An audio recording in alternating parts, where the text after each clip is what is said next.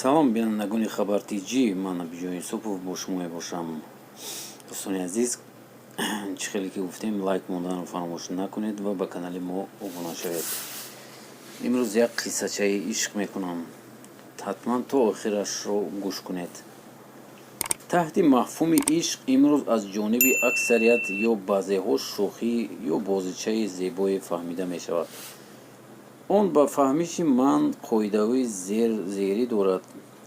ишқ дурӯғи зебоест, ки ҳама ба он бовар кардан мехоҳанду аз он лаззат бардоштанд. воқеан ман ишқро чунин тасаввур мекунам.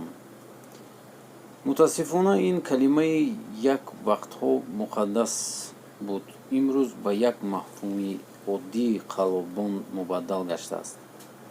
ҳар сонияву ҳар дақиқа, ҳар соату ҳар рӯзу ҳафтаву моҳу сол он аз ҷониби бисёриҳо садо медиҳад, ки ман туро дӯст медорам. замони пиру ҷавон барои ба забон овардани ин ҷумла ҳатто солҳо азоб кашида мурда мерафтанду онро гуфта наметавонистанд. аммо имрӯз чӣ? ҳар як фисинак ин хитоби муқаддасро ба забон оварда ҳатто аз эҳсосоти дурӯғини худ ифтихор ҳам мекунад. аммо фиреби ҷавонон, ки дар як рӯз то 10 духтар ва ҳатто зиёда аз онро то медиҳанду ба доми нан гирифтор карданӣ мешаванд, то ба майдонҳои фаррохии интернет ворид шуда имрӯз гурӯҳи ошиқонро маҷози ифтитоҳ гардидааст. барои исботи ин, ки имрӯз чӣ гуна духтарон метавонанд тоғрӣ кард, бо чандеҳо ҳамсӯҳбат шуда таҷриба ҳам гузаронидем ва 100% имтиҳони қавӣ ҳосил намудем, ки духтарони муосир саргаранганд ва моил ба як ишора. ҳатто духтареро ҳам дидам, ки бо истифода аз саҳифаи бачагона ҳамҷинсони худро ба қавле тоғрӣ мекард. он чизе, ки маро водор ба таълифи ин аҷониба намуд, ин фиреби рӯйростии писарон ё пешбохӯрии барқасдонаи духтарон дар масири мураккаби ишқ аст. имрӯз як тоифа беимонҳое пайдо шуданд, ки ба гуфти сарояндаи хушсадову хушсимо қадами қурбон сари паваротай ё сари зин ва ё ҷои дигар бо чанд сухани дурӯғӣ рӯйрост дили бечораеро ба даст оварда азобдиҳоро шурӯъ мекунанд. воқеан ишқ азоб аст, ранҷ аст, дарду ғам, гирья аст. чаро худро ба дасти худ қурбони азоб мекунему ба ҷанги ғам мефиристем? мо садаёкаи ақлкӯтоҳ. чанд рӯз қабл дар доираи як таҷриба бо духтаре суҳбат доштам ба номи Танноз ном иваз шудааст. ӯ зимни суҳбат қайд кард, ки нав 5 моҳ боз дар фейсбукистон аст ва аллакай сари беш аз 8 духтарро хӯрдааст.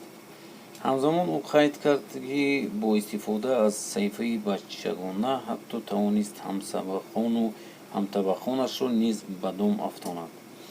ӯ мегӯяд, ки ба даст овардани қалби духтарӣ ҳозир чандон кори душвор нест ва дар чанд дақиқа метавонад духтаракро ба худ ошиқ кунад. фақат чанд сухани ширин бигӯӣ, худаш ба вохӯрӣ таклиф мекунад. ман инро аз таҷрибаам мегӯям. дар ниҳоят духтар саҳифаи духтаронаи худро кушод ва ҳатто бо истифода аз он амалии худро идома дод. ӯ зикр кард, ки тавонист бо саҳифаи духтарона низ 3 духтарро тов диҳад.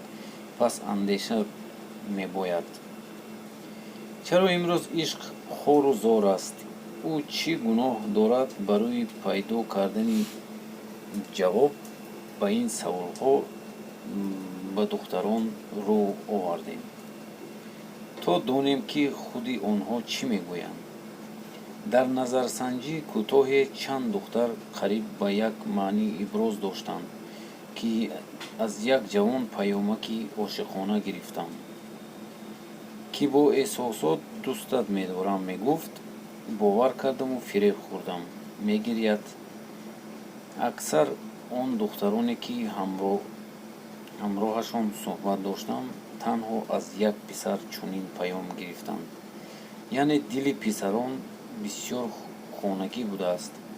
Мебахшеду он общежитие ки нест, ки касеро хоҳед квартирант шинонед. он ҳаёту мамот аст, нангу номус аст, шарму ҳувият аст. пас боз ҳам андеша мебояд. Мирсаид Сатториён. бисёр мехостем гуфтугӯи духтари писаршударо бо духтаракони дигар дар намуди акс нишон диҳем, вале изои мумин ҳаром аст. ин буд видеои имрӯзаи мо. дӯстони азиз, ба шумо агар маъқул шуд, лайк муна, ҳатман дар комментария нависед. шумо чӣ фикр доред дар бораи ин ишқ, ин хел ишқ? ҳозира ишқ чӣ аст? ки чӣ мефаҳмад ишқро? ҳатман нависед дар комментария. хайр, то боздид.